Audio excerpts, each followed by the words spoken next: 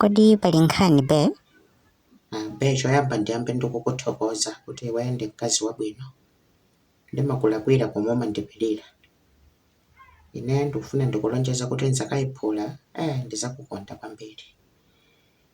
Ndikalakwitsa umandikonza and umandikhululukira. Umamvetsetsa kuti ndine munthu. Be musachulutse zokamba zonsezo ndikudziwa umandikonda timamvetsetsana. Tangunena ni nkhani ilipoyo mwayamba nokundiopsezatu. Koma nanga nkhani yediyo yovuta kwambiri ndese ndingangofikira kupanga break news ndikwaneka ndikutenge pang'ono kuti uzimvetsetsa. Whatever it is ndimvetsetsa chabwino. Ndikoma ndimalizitse kukuthokoza kuti pokhala mkazi wabwino, pokhala mkazi womvetsetsa, pokhala mkazi okhululuka ulozivote za mtundu wanje umakhululuka. Ndikuti ndili ndichikhulupirira kuti ndipindula ndi aviator wayapa Winabet. Ndi aviator yosiyana kwambiri. Ndekula china majikala dini ndakwapula ku Winabet ndidya ndalama pompano iweyo udziwaso kuti ndiwe mkazi wa dolo. Uzikondipasa chance kuti ndizikhala pa Winabet. Be tangotiuzani nkhaniyo mtima ukuthamanga abale.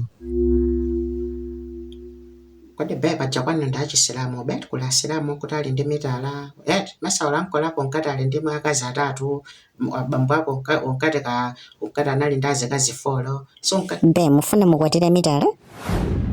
Mufuna mutenge mkazi wina? Sindikufuna okay ndingokamba koma ndisachedwetsane ndingokamba nkhani mmene ilili. Be ine tsokolena napezeka zokuti sindimadziwa zoti chibuku ndimo chibuku ndikangona ngati thopa namwe chibuku nasokonekera mmoto ndimadutsa pana pake apo pamuse pamene napeza puna. Unapeza cha? Puna ndecha? Dzina lina la mtsikana. Nde usangonena kuti mtsikana bwanji chozembera ndi chani? Sote ndimazembazemba koma kungonyadira chichewa. Pitirizani nkhani ija basi. Yes, napezeka fast forward tinacheza ndi chibuku cha napezeka zote tinadziwana mwa Bible. Titadziwana mwa unadziwana naye mwa Bible.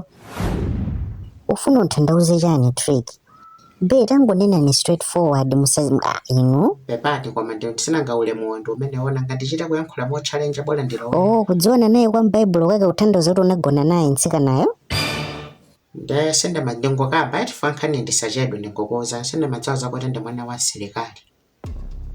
Yes, bebe ndikonena straight ndapereka mimba kwa mwana wa serikali. Nda serikali yo akuti kuti asandiphulitse kayabwa athatha kundiponyera kaya bomba ukudziwa serikali mmajombo mwawo makhala zambiri kaya ndibaya ndanangonena kuti ine chimene ndili ndichiti ndichotati ndinkwatire mwanayo. Then now zakuti ndili ndi mkazi ndananena kuti tikambirane kuti tipangeza ma process amitala.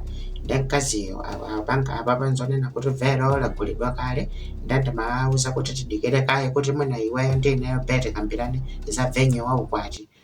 Ukuona bwanji be ukwati ukhale ku garden kapena tikupangire ku hall. Koma anthu ambiri ku hall pano pasama kukonda fande kutentha mu matenti tipangire ku garden kapena ukufuna ku hall be beta nena tuna ngongo.